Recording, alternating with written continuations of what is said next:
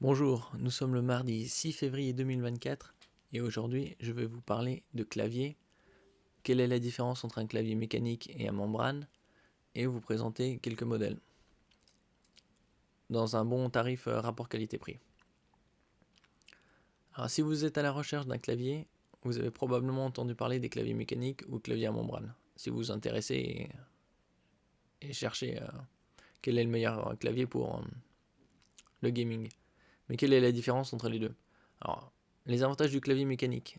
Les claviers mécaniques ont une réputation d'être plus durables et plus confortables à utiliser que les claviers à membrane. Les touches des claviers mécaniques ont une action plus mécanique, ce qui signifie qu'ils nécessitent une pression plus forte pour être enfoncés. Oui, parce que les claviers mécaniques, c'est avec des switches, des interrupteurs.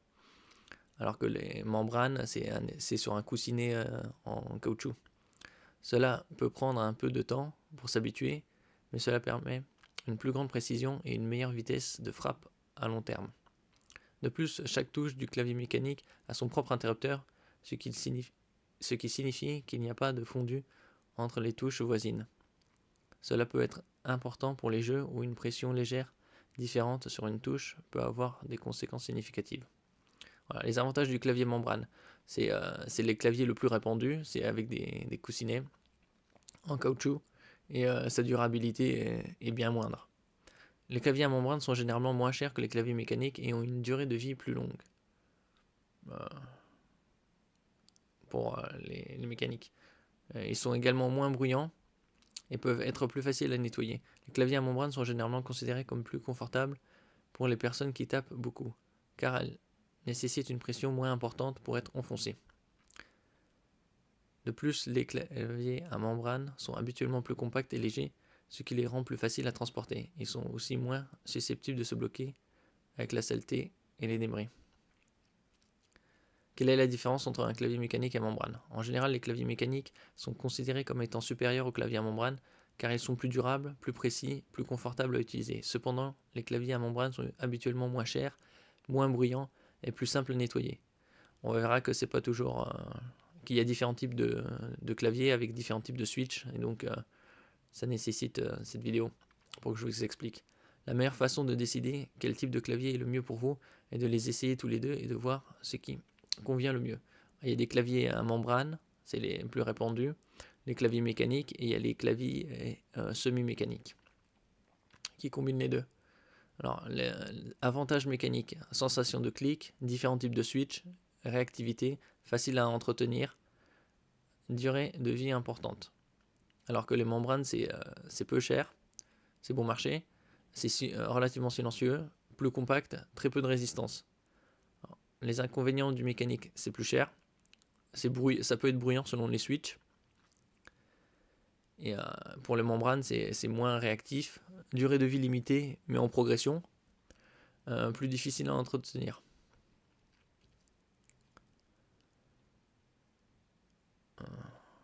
Conclusion. Les claviers mécaniques et les claviers en membrane ont chacun leurs avantages et défauts. La meilleure manière de décider de quel type de clavier est le mieux pour vous, c'est de les essayer tous les deux. Mais pour les gamers, ils préféreront quand même mécanique. Mais il est vrai que les joueurs préfèrent le plus souvent le clavier mécanique. Bon, ici je vous présente le lien source et vous montrer à quoi correspondent les différents switches. Un clavier à membrane utilise des touches actionnées par des dômes en plastique. Et donc ces dômes-là, avec le temps, s'usent. Et donc, alors qu'un clavier mécanique utilise des touches actionnées par des interrupteurs, ou switch en anglais.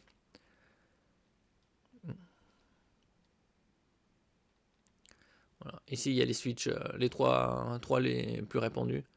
Switch rouge, marron et bleu. Alors, le rouge, c'est linéaire. Le bleu, c'est à clic. Et le marron, c'est tactile.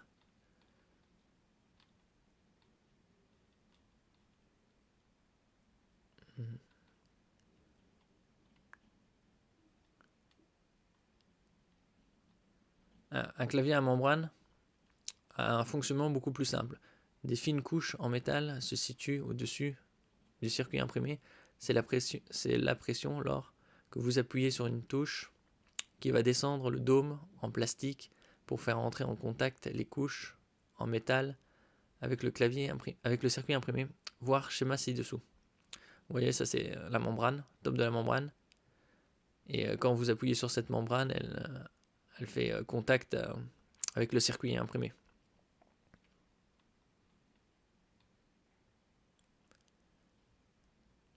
Grâce à leur réactivité, les claviers mécaniques sont le type de clavier privilégié par les gamers. Voilà.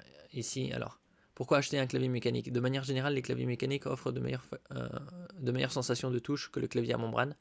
La réactivité mécanique est un atout majeur pour les claviers gamers. C'est pour ça que tous les claviers gamers haut de gamme sont mécaniques. De plus, leur longévité est supérieure à celle des claviers à membrane. 50 millions de frappes, voire plus selon les switches, contre seulement 5 millions pour un clavier à membrane classique. Après, les claviers à membrane classique, il y a des membranes, des claviers plus haut de gamme qui permettent de résister à 5 millions de frappes, 20 millions de frappes, comme je vais vous montrer. Par exemple, ça, celui-là, le SteelSeries Apex 3, élu meilleur clavier à membrane par les créateurs du Eurogamer. Alors ici, ouais, et il coûte une soixantaine d'euros. Là, les claviers que je vais vous présenter, ils vont coûter moins d'une soixantaine d'euros. Il y a des claviers qui sont beaucoup plus onéreux et de genre 100, 150, 200, voire plus encore. Mais là, je vous présente juste des claviers abordables. Parce que 60 euros, c'est déjà une somme conséquente. Et pour que ce soit du gaming occasionnel ou relativement fréquent. Ou juste utilisation de clavier pour sous Word, Excel. Ou de la navigation. Alors ici, vous avez un clavier avec un membrane et avec un repose-poignet pour éviter le dénivelé et selon les sessions de jeu, vous faire mal au poignet pour éviter justement désagréments. Alors ici, vous avez un switch de gaming ultra silencieux, utilisation presque sans bruit pour 20 millions de frappes. C'est 4 fois plus de ce qu'ils ont annoncé. Vous avez une résistance à l'eau, l'IP32, c'est une norme. Ça évite les éclaboussures. Ça résiste aux éclaboussures, empêche les dommages provoqués par les éclaboussures accidentelles de liquide. Vous avez 10 zonages pour RVB, c'est rouge, vert, bleu. C'est un rétroéclairage. Là, vous voyez, il y en a d'autres. Apex 5 qui coûte 100 euros. Apex Pro 200. Bon. Ça, je vous présente les meilleurs rapports qualité-prix. Là, le repose-poignet est magnétique. Donc, vous pouvez clipser, déclipser. Les switches sont silencieux. Parce que c'est celui-là à membrane. Et résiste pour 20 millions de touches. Et vous avez un contrôle multimédia ici. Et là, le rangement de fils. Si vous voulez à droite, à gauche ou au milieu.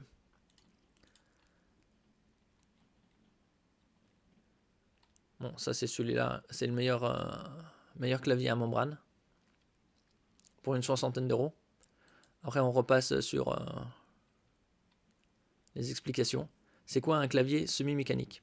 Les claviers semi-mécaniques ou hybrides sont des claviers à membrane qui tentent de reproduire la sensation des claviers mécaniques.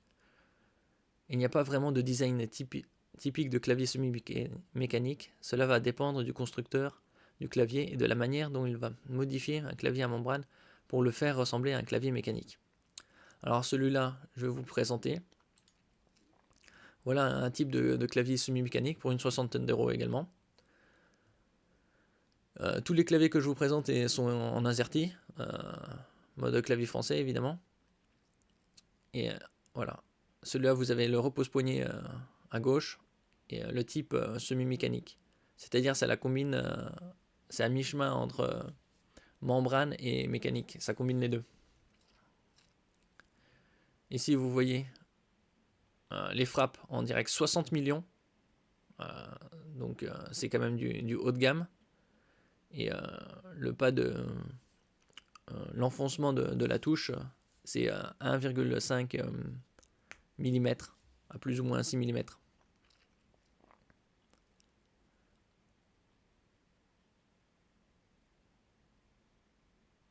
Vous avez un support pour téléphone et le repose-poignet pour le gaming. Comme vous pouvez voir ici. Vous avez des raccourcis évidemment, classiques. Et 26 touches anti-ghosting. Alors je vais vous expliquer qu'est-ce que c'est l'anti-ghosting.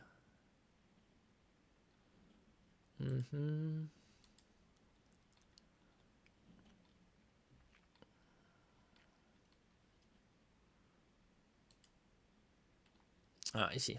L'anti-ghosting. Le roller et le ghosting désignent l'activation de plusieurs touches simultanément. Plus précisément, le ghosting correspond à l'activation d'une touche non enfoncée lorsque d'autres touches le sont. Le clavier résonne en ligne et en colonne, ce qui fait que lorsque les touches E, R et D sont enfoncées simultanément, la touche F peut être activée. En effet, sa ligne est activée touche D, alors que la colonne touche R. Il s'agit d'un défaut matériel, même si cela arrive de plus en plus rarement, car la plupart des claviers modernes intègrent une fonctionnalité anti-ghosting.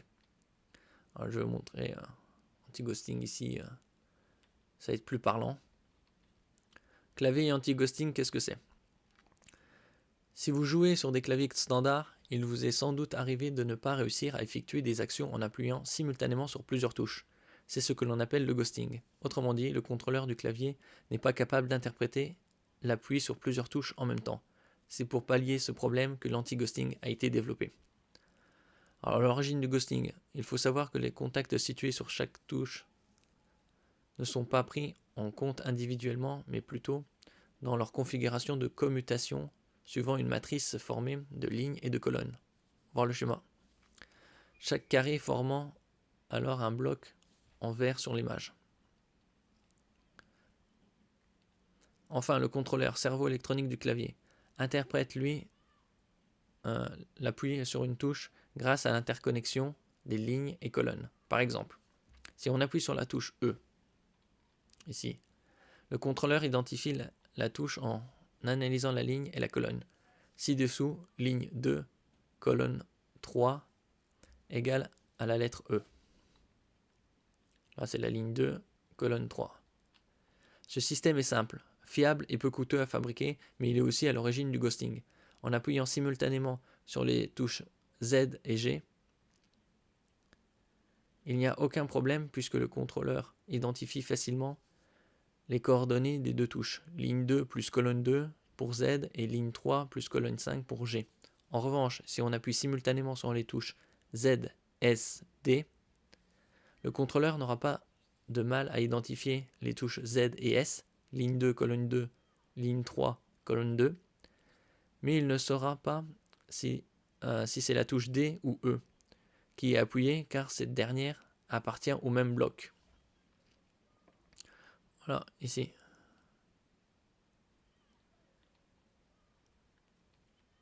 Du coup, il peut aussi bien valider l'une des deux touches, voire les deux. En réalité, le contrôleur va considérer 5 possibilités et c'est ce que l'on appelle l'effet ghosting. Voilà les 5 possibilités.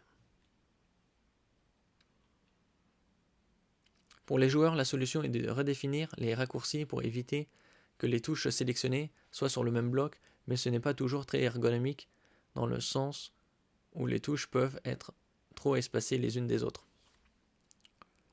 En général, c'est le parti, c'est l'endroit du clavier qui est le plus utilisé. Ce côté gauche. C'est pour ça que vous avez ici un repose-poignet. Voilà, ici.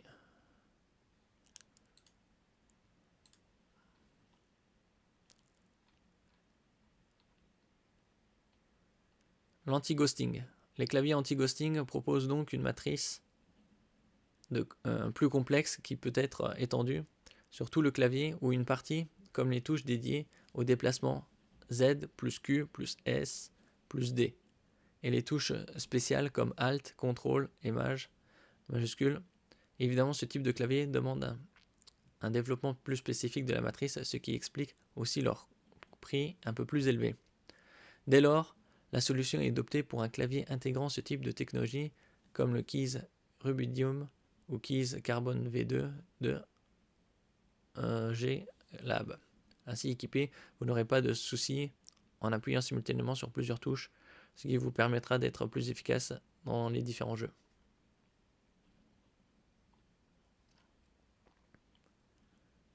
Alors, les deux claviers que je vous parle, c'est ces deux-là. Un à 45 et l'autre à 60. Alors, celui-là, c'est un clavier mécanique pour le gaming, mais avec les touches switch bleu. Switch bleu, c'est ici. Switch bleu, haute réactivité. Toutes touches mécaniques tactiles à clic, avec une durée de vie de 50 millions de frappes. Donc vous êtes tranquille au niveau de la durabilité des touches. Vous avez également le repose-poignet, pour que ce soit plus confortable. Et donc, celui-là, pour 60 €, vous avez avec les switches rouges. Alors les switches rouges, c'est des touches mécaniques également, mais linéaires, silencieuses, et avec une durée de vie de 50 millions de frappes également. C'est la différence entre les bleus et les rouges, c'est que les bleus, vous entendez le clic, alors que les rouges, c'est linéaire, vous n'aurez pas de clic. C'est le plus silencieux. On va voir ici. Guide sur les switches. Alors on va passer directement ici. On peut classer les switches en 3 grandes catégories. Les switches linéaires, les switches tactiles et les cliquis. Alors les switches linéaires, les rouges. Les switches linéaires sont sans doute les plus appréciés. Leur course est dite linéaire, c'est-à-dire que lorsque vous appuyez sur la touche, le switch glisse avec douceur. Voilà. Ces switches sont particulièrement appréciés pour leur silence et réactivité. Ils ont une distance d'activation de 2 mm et une course totale de 4. C'est-à-dire que quand vous lorsque vous enfoncez la touche de 2 mm, la frappe est détectée par l'ordinateur, et lorsque vous enfoncez de 4 mm, c'est en fin de course. Là, on voit la progression sur le diagramme. RAID force d'activation. Typiquement, les switch RAID nécessitent une force de 45 grammes pour atteindre leur point d'activation de 2 mm. Ensuite, il faut appliquer une force de 60 grammes pour enfoncer jusqu'au bout. Comme vous pouvez le voir sur le diagramme ici. Là, c'est 2 mm d'enfoncement, 40 grammes de pression. Et 4 mm, c'est 60 grammes de pression. La force nécessaire pour enfoncer le switch nécessite une augmentation constante et linéaire pour l'enfoncer, d'où leur nom de switch linéaire. Il existe aussi une variation, les blacks. Les switch black utilisent la même structure, mais ont un ressort plus puissant. C'est-à-dire qu'il faut enfoncer plus lourdement. Vous avez les switches tactiles. Les switches tactiles envoient un retour tactile à chaque frappe, c'est-à-dire que les switches donnent l'impression de vibrer. Ils sont particulièrement appréciés pour taper un texte, car la vibration permet de confirmer que la frappe a bien été prise en compte. Voilà le switch marron. Ils sont appréciés pour leur précision, et voici le diagramme de l'activation. Ils ont une distance d'activation de 2 mm et une fin de course de 4 mm également. Comme vous le remarquez, les switches marron possèdent un espace de cran sur le plongeur de couleur. Lors de la frappe, pour passer ce cran, il faut légèrement forcer avec le doigt, ce qui en retour donne le retour tactile. Lorsque vous enfoncez la touche de 1,2 mm, vous ressentez une espèce de butée, et une fois que vous appliquez une force de 55 grammes, vous passez cette butée, le switch s'enfonce rapidement jusqu'au point d'activation.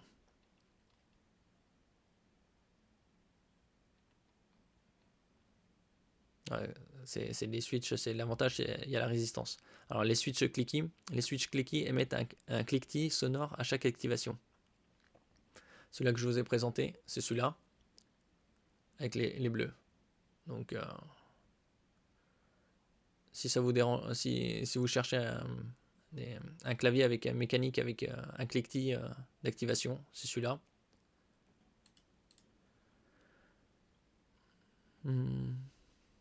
Vous allez avoir la même sensation que les Switch Brown, les marrons, mais en plus vous aurez un clic sonore d'activation. Ça combine les deux. Ce cliquetis est dû au plongeur qui se sépare en deux, ici, lors de la course. La séparation rapide et le choc sur le fond du switch est à l'origine du son. Ces switches sont appréciés pour ceux qui veulent un retour sonore en plus du tactile. Donc ils ont une distance d'activation de 2,2 mm et une course de 4 mm. Comme vous le remarquez, ils ont le même espace de cran que les Switch Brown. Lors de la frappe, pour passer ce cran, il faut légèrement forcer avec le doigt, ce qui en retour donne le retour tactile. Ensuite, la partie blanche se sépare du plongeur, frappe le fond du switch et émet le cliquetis sonore. Vous avez une double sensation physique et sonore. Petite différence avec les Brown, il faut enfoncer la touche de presque de 1,8 mm avant de ressentir la butée et il faut appliquer une force de 60 grammes pour passer cette butée. Bon, vous avez les différents types de switch. Je vous mettrai les liens en description si vous voulez lire plus en détail.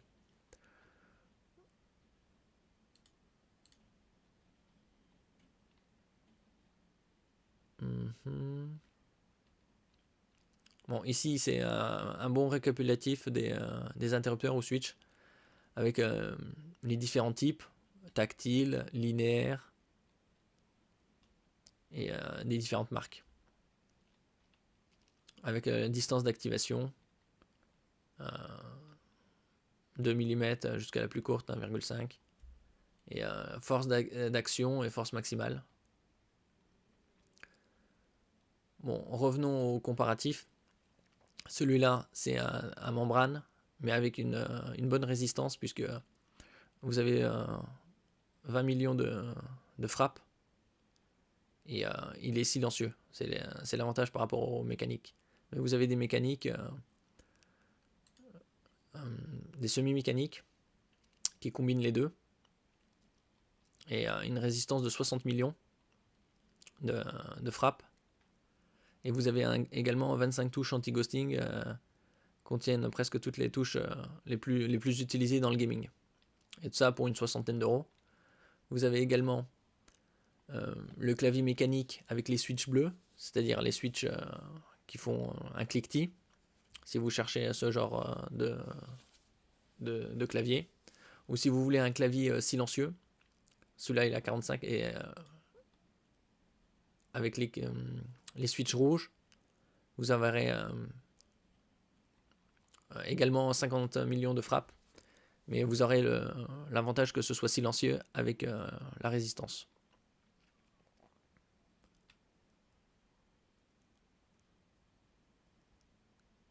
Macro programme et anti-ghosting. Évidemment, tous ces claviers-là sont des claviers gamers à prix abordable, parce que c'est 45-60 euros, alors que vous aurez des claviers avec les mêmes caractéristiques, de marque plus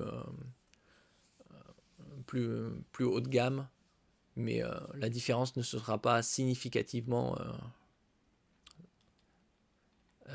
conséquente. Donc c'est le meilleur rapport qualité-prix, cela. Je vous mettrai également tous les liens en description. Et celui-là, vous avez l'avantage de combiner les deux. C'est semi-mécanique. Et vous avez 60 millions de frappes. Donc, et l'anti-ghosting également. 18 mois de garantie. Ça, n'oubliez pas, c'est quand vous cliquez de bien choisir norme français AZERTY. Normalement, le lien sera vers AZERTY. Vous avez également le rétroéclairage, en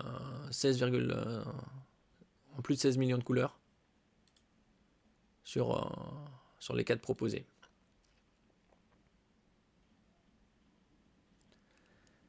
Merci pour votre écoute. Vous pouvez mettre un commentaire, un j'aime, partager et vous abonner à la chaîne. Merci et à la prochaine fois.